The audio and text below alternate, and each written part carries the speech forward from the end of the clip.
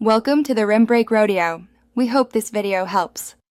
In this video, I will explain how to make stir-fry mixed vegetables. First, gather your favorite fresh vegetables like broccoli, carrots, and bell peppers. Wash them thoroughly and chop them into uniform, bite-sized pieces.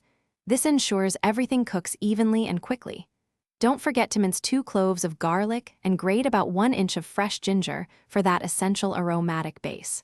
Proper preparation is key to a successful stir-fry.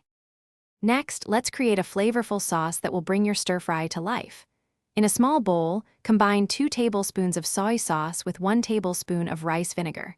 Then, add 1 teaspoon of sesame oil and 1/4 teaspoon of white pepper for a subtle kick.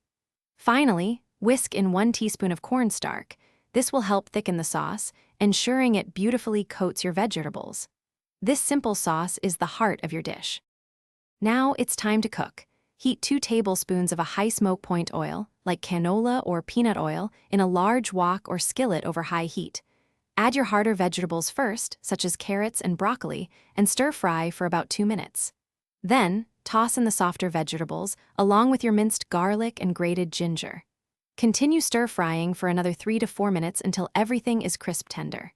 Keep things moving. Almost done. Once your vegetables are perfectly cooked, give your prepared sauce a quick whisk again and pour it directly over the vegetables in the hot wok. Stir continuously for about 1 minute, allowing the sauce to thicken and beautifully coat every piece of vegetable. The aroma will be incredible.